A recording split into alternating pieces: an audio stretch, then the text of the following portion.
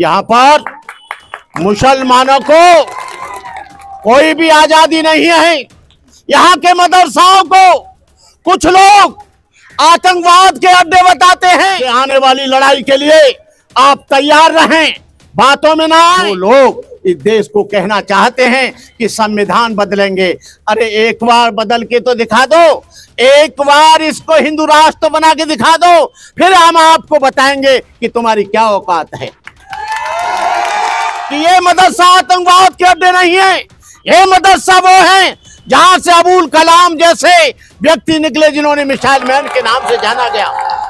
ये मदरसा वो है जो अब्दुल हमीद अपने पेट से बम बांधकर पाकिस्तान के टैंकों पर कूदा। ये वो मुसलमान हैं, और मुसलमानों की इस आजादी में सबसे ज्यादा यदि योगदान है तो मुसलमानों का है। देख लो इंडिया गेट को 5500 मुसलमानों की इस देश के लिए सादत है। बहुजन समाज की आजादी शुरू नहीं हुई, बहुजन समाज की आजादी को अपने पैरों तले रौंदा जा रहा है। यदि ऐसा होता तो जितेंद्र मेघवाल को मूंछ रखने पर उसकी हत्या नहीं होती। यदि ऐसा होता तो इंद्रपाल मेघवाल को घड़ा छूने पे मारा नहीं जाता। ऐसा होता तो मनीषा वाल्मीकि के साथ बलात्कार नहीं होता। यदि देश में दलित को स्वतंत्रता होती तो कासगंज में बारात नहीं छड़ने दी गई। यदि देश में स्वतंत्रता होती तो गुजरात में कपड़े नहीं फाड़े जाते। यदि देश में स्वतंत्रता होती तो झारखंड में गाड़ी नहीं तोड़ी जाती। कुछ अंड वंड बाबा लोग ये भगवा वस्त्र पहनकर और कथावाचक बनकर ये कह रहे हैं कि ये हिंदू राष्ट्र होना चाहिए, ये संविधान बदलना चाहिए। हमें कोई आपत्ति नहीं है, तुम हिंदू राष्ट्र बनाओ, लेकिन देश में 25 करोड़ मुसलमान रहता है, उनका क्या होगा? इस देश में 30 करोड़ दलित रहता है, उसका क्या होगा? इस देश में सिख रहता है 2 करोड़, उसका क्या होगा? इस देश में ईसाई रहता है, उसका क्या होगा? ये देश किसी की बाप की बपौती जागीरदारी नहीं है। ये देश मुसलमानों का है, ये देश ईसाइयों का है, ये देश दलितों का है, ये देश पारसियों का है, ये देश उन लोगों का है जिन्होंने इस देश को बनाया। अम्बेडकर वादियों को मेरा जय भीम और हिंदुओं को मेरा नमस्कार। आज मैं 3-4 प्रोग्रामों में से अभी लौटा हूं। ये गणतंत्र दिवस है, 26 जनवरी 1950 को इस देश का संविधान लागू हुआ। लेकिन मैं ऐसा नहीं मानता कि संविधान पूरी की तरह से इसे लागू कर दिया गया। ये बाबा साहब अम्बेडकर ने जब 1950 को 26 जनवरी 1950 को राजेंद्र प्रसाद के हाथ में, जवाहरलाल नेहरू के हाथ में जब संविधान दिया था, तो बाबा साहब जब संविधान सभा से वापस आ रहे थे बाहर तो बहुत खुश थे। आचार्य कृपलानी ने कहा कि डॉक्टर अम्बेडकर आज आप बहुत खुश हैं, बहुत खुश हैं। तो डॉक्टर अम्बेडकर ने कहा हाँ आज मैं बहुत खुश हूं। जो 14वां अनुच्छेद है, आर्टिकल नंबर 25 से लेकर 27 तक जो है, आज जूता गांठने का वाले का बेटा डीएम बन सकेगा। आज कोई भी मछली बेचने वाले का, बकरी काटने का बेटा आईपीएस बन सकेगा। आज कोई भी झाड़ू लगाने वाले का बेटा आईपीएस बन सकेगा, डॉक्टर बन सकेगा, इंजीनियर बन सकेगा। लेकिन जब बाबा साहब घर पर आए तो बाबा साहब अम्बेडकर बहुत उदास हुए। रत्तू ने पूछा कि बाबा साहब अम्बेडकर आप उदास क्यों हैं? बाबा साहब ने कहा मैंने इतने कट्टर हिंदुओं के हाथ में ये संविधान दिया है, ये इसे कभी लागू नहीं करेंगे। और वैसा ही आज हो रहा है। यदि देश में दलित को जीने का अधिकार होता, नेगी जी ने कहा कि बहुजन समाज की आजादी शुरू हो गई, बहुजन समाज की आजादी शुरू नहीं हुई। बहुजन समाज की आजादी को अपने पैरों तले रौंदा जा रहा है। यदि ऐसा होता तो जितेंद्र मेघवाल को मूंछ रखने पर उसकी हत्या नहीं होती। यदि ऐसा होता तो इंद्रपाल मेघवाल को घड़ा छूने पे मारा नहीं जाता। ऐसा होता तो मनीषा वाल्मीकि के साथ बलात्कार नहीं होता। यदि देश में दलित को स्वतंत्रता होती तो कासगंज में बारात नहीं छड़ने दी गई। यदि देश में स्वतंत्रता होती तो गुजरात में कपड़े नहीं फाड़े जाते।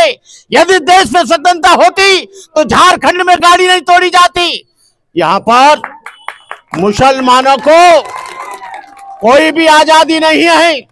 यहाँ के मदरसाओं को कुछ लोग आतंकवाद के अड्डे बताते हैं, लेकिन मैं उनसे पूछना चाहूं कि ये मदरसा आतंकवाद के अड्डे नहीं है। ये मदरसा वो है जहां से अबुल कलाम जैसे व्यक्ति निकले जिन्होंने मिसाइल मैन के नाम से जाना गया। ये मदरसा वो है जो अब्दुल हमीद अपने पेट से बम बांधकर पाकिस्तान के टैंकों पर कूदा। ये वो मुसलमान हैं और मुसलमानों की इस आजादी में सबसे ज्यादा यदि योगदान है तो मुसलमानों का है। देख लो इंडिया गेट को 5500 5500 मुसलमानों की इस देश के लिए सादत है। लेकिन कुछ सिर्फ बाबा लोग, कुछ अंड वंड बाबा लोग ये भगवा वस्त्र पहनकर और कथावाचक बनकर ये कह रहे हैं कि ये हिंदू राष्ट्र होना चाहिए, ये संविधान बदलना चाहिए। हमें कोई आपत्ति नहीं है, तुम हिंदू राष्ट्र बनाओ, लेकिन देश में 25 करोड़ मुसलमान रहता है, उनका क्या होगा? इस देश में 30 करोड़ दलित रहता है, उसका क्या होगा? इस देश में सिख रहता है 2 करोड़, उसका क्या होगा? इस देश में ईसाई रहता है, उसका क्या होगा? ये देश किसी की बाप की बपौती जागीरदारी नहीं है। ये देश मुसलमानों का है, ये देश ईसाइयों का है, ये देश दलितों का है, ये देश पारसियों का है। ये देश उन लोगों का है जिन्होंने देश को बनाया, जिन्होंने देश को मकबरा बनाया, जिन लोगों ने खूबसूरत ताजमहल बनाया, जिन्होंने कुतुब मीनार बनाई, जिन्होंने ये किला बनाया। लाल किला को देखने के लिए सारी दुनिया के लोग आते हैं। ये देश यदि स्वतंत्र होता तो मुसलमानों की जितनी बड़ी मॉब लिंचिंग इस बीजेपी की गवर्नमेंट में हुई है और जितना मुस्लिम और दलित इस गवर्नमेंट में भयभीत है उतना कभी नहीं हुआ।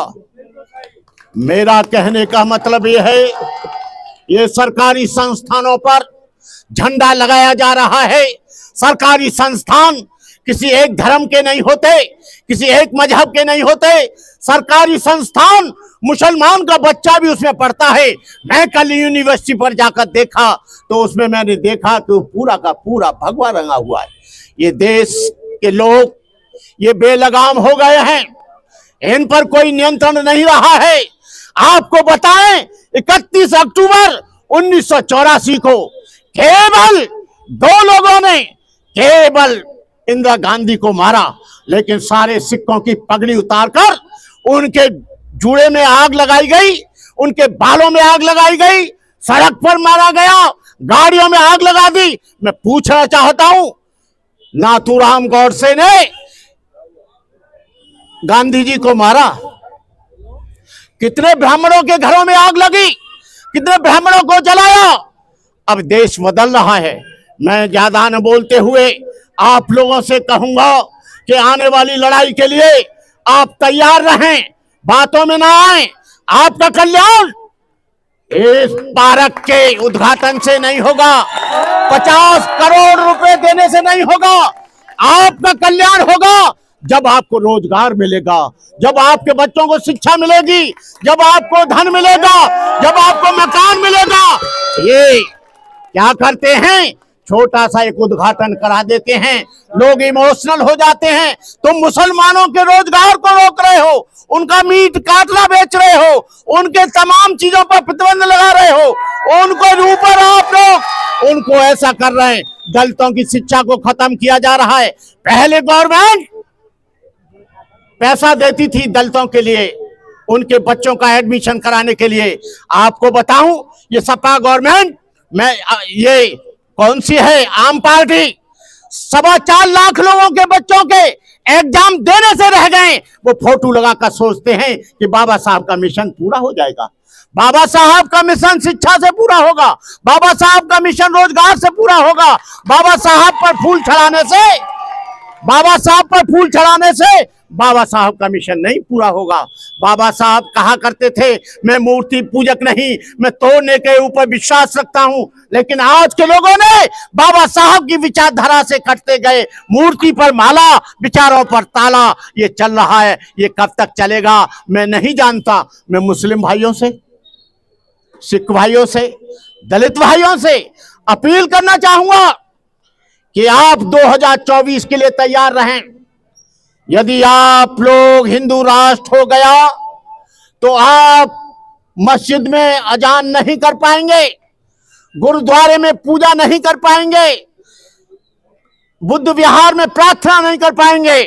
मैं कहना चाहता हूं, ये देश हिंदू राष्ट्र रहे, भारत राष्ट्र रहे। और अंबेडकर ने इतना शानदार संविधान बनाया जिसमें सारी कौम, सारे मजहब के लोगों को पूरी स्वतंत्रता है। और जो लोग इस देश को कहना चाहते हैं कि संविधान बदलेंगे, अरे एक बार बदल के तो दिखा दो, एक बार इसको हिंदू राष्ट्र बना के दिखा दो, फिर हम आपको बताएंगे कि तुम्हारी क्या औकात है। किश्तियां बह जाती हैं, तूफान चले जाते हैं, सिर्फ यादें रह जाती है, इंसान चले जाते हैं। हमारे पास धमकी भरे ढेर सारे फोन आते हैं, लेकिन हमने उनको कह दिया है कि वक्त जिहाद है सवे रक्स का नहीं, वक्त जिहाद है सवे रक्स का नहीं। वो खून का कतरा किसी के का नहीं, बुलावा सरफरोशों का हुआ है आज फिर है, मैदान जानदारों का मरीज इसका नहीं।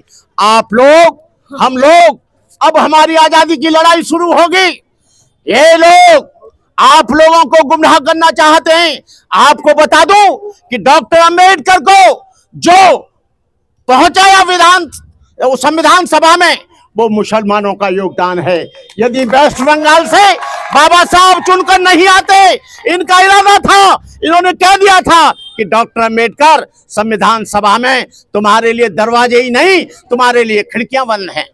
लेकिन इस्लाम के मानने वालों ने बाबा साहब अंबेडकर को उस संविधान सभा में पहुंचाने का काम किया, जो आज संविधान इतना अच्छा बना। मैं कहना चाहता हूं आप लोगों से कि आप लोग संगठित रहें, आप लोग किसी की बातों में ना आए, क्योंकि इधर रोजगार खत्म किया जा रहा है आपका, इधर आपकी शिक्षा खत्म की जा रही है, इधर आपकी स्वतंत्रता खत्म की जा रही है, इधर आपको हर एक आदमी शक की दृष्टि से देखता है। मेरा कहने का मतलब यह है कि पहले इस देश में महिलाओं के लिए जो स्कूल खोला, हिंदू महिलाओं ने नहीं खोला, वो फातिमा शेख थी जिसने यहाँ की तमाम महिलाओं के लिए स्कूल खोला। और फातिमा बहन के लिए, आप लोगों के लिए मैं बहुत बहुत मुबारकबाद देता हूँ। झंडा आप फहराते रहिए, कोई फर्क नहीं पड़ता। फर्क जब पड़ता है जब हमारी स्वतंत्रता पर कुठाराघात किया जाता है, हमको स्वतंत्र नहीं रखा जाता है। बहुत से लोग कहते हैं कि मुसलमानों को हम वो बना ले पासपोर्ट, हम पाकिस्तान भेज देंगे। अरे मुसलमान की कब्र यहाँ पर है, मुसलमान के रहमत यहाँ पर हैं, मुसलमानों के सारे स्थान यहाँ पर हैं, मुसलमानों के रिश्तेदार यहाँ पर हैं, मुसलमानों का खानदान यहाँ पर है। अरे तुम कहाँ पाकिस्तान भेजोगे? ये यहीं पर रहेंगे, यहीं पर मरेंगे, यहीं पर लड़ेंगे, यहीं पर फूकेंगे, यहीं पर ये इबादत देंगे। मैं कहना चाहता हूँ मुस्लिम भाइयों से, उनके अंदर जो भाईचारा है किसी और धर्म के अंतर्गत नहीं, यही है इबादत, यही दीनो ईमान कि दुनिया में काम आए इंसान के इंसान। मिटा दो जमाने से कुनबा परस्ती, मिटा दो लुटेरों की शोषण की हस्ती, मिटा दो ये जातीयता वाली बस्ती, मिटा दो गरीबों की फाका परस्ती। मैं डबल MA करने के बाद इस लाइफ में आया। निरंतर 50 वर्ष से यहाँ की जमहूरियत को, जो सामाजिक जमहूरियत है, जो सामाजिक आजादी है, जो सामाजिक स्वतंत्रता है, उसकी लड़ाई में लड़ रहा हूं। और मैं खुश हूं कि आज मैंने देश में 3 करोड़ से अधिक बच्चे मरने के लिए तैयार कर दिए हैं, शहादत देने के लिए, कुर्बानी देने के लिए। मैं इन्हीं शब्दों के साथ आप लोगों से रजा चाहता हूं। आप लोगों के लिए मुझे इन्होंने कहा था, कल मैं मिला था सुशील जी ने, और मेरे पास मिलिंद जी का फोन आया तो मैंने कहा मैं आऊंगा जरूर, क्योंकि मेरे पास वक्त नहीं होता है। भंते करुणा कर यूट्यूब पर लिखना, 11,09,832 मेरी फॉलोइंग है, उसको आप देखना। आपको कुछ मिल जाए, अच्छा लगे तो उसे स्वीकार कर लेना, अच्छा ना लगे तो इनकार कर देना। इन्हीं शब्दों के साथ जय भीम, जय भारत, नमो बुद्धाय।